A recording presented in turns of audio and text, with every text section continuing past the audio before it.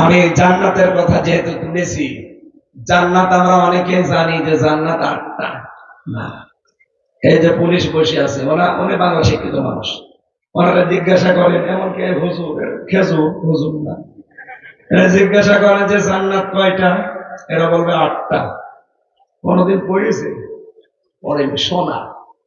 আমিও এতদিন শুনি কোরআনে কারিমে দেখি না জান্নাত 8টা, জান্নাতের স্তর 100টা। কয়টা? জাহান্নাম 1টা, জাহান্নামের স্তর 70টা। আমরা বেশিরভাগ 7টা জানি। জান্নাত আমার আল্লাহ বানিয়েছেন একটা, জান্নাতের স্তর 100টা। তার ভেতরে প্রথম স্তরের নাম হচ্ছে ফেরদাউস। নাম কি? নবীজি বলেন, কেউ যদি আল্লাহর কাছে জান্নাত কামনা করো, সব সময় বলবা, আল্লাহ আমারে তুমি জান্নাতুল ফেরদাউস দিও। তার মানে এখানে গেলে আর মনের ভেতরে কোনো আকাঙ্ক্ষা বাকি থাকবে না। সুবহানাল্লাহ বলতে পারেন। এখন এই ফেরদাউস জান্নাত সবার উপরে, এইটা পাবে কারা? এটার হকদার কারা? এই যে স্কুলে দেখতে পাচ্ছেন কতগুলো রুম আছে, প্রতি রুমের আলাদা আলাদা দরজা আছে না? কিন্তু স্কুল কয়টা? আল্লাহর জান্নাত একটা, দরজা এরকম আছে 100-র উপরে। দুনিয়াতে যে যে ধরনের কাজ করবে, আল্লাহ পাক তাকে ওই দরজা দিয়ে জান্নাতে প্রবেশ করাবে। এর প্রথম দরজার নাম কি? ফেরদাউস। বলেন।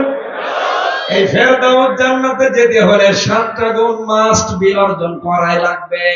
তাহলে আপনাকে আল্লাহ জান্নাতুল ফেরদাউসের উত্তরাধিকারী বানিয়ে দেবেন, আর চিরকাল আপনি থাকতে পারবেন, কোনদিন আল্লাহ বের করে দেবে না, আর আপনার বের হতে মনও চাইবে না। বলেন সুবহানাল্লাহ।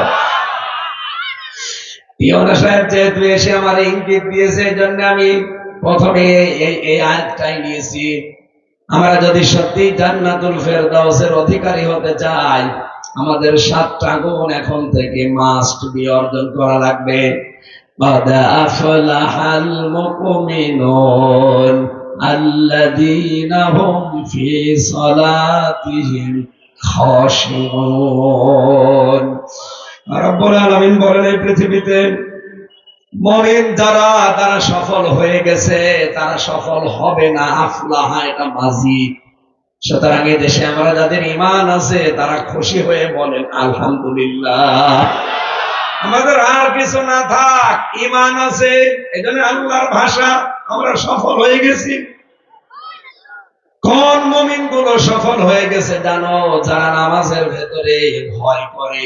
নামাজের ভেতরে ভয় কি? নামাজে দাঁড়ালে একদম জড়সড় হয়ে এদিক ওদিকে তাকাবেন না, খালি কাঁদবেন, এটা না। নামাজের ভেতরে দাঁড়িয়ে আপনি মনে করবেন আমি আল্লাহকে দেখতে পাচ্ছি। আপনি যদি দেখতে নাও পান, মনে করবেন মহান আল্লাহ আমাকে দেখতেছেন। সুবহানাল্লাহ বলেন।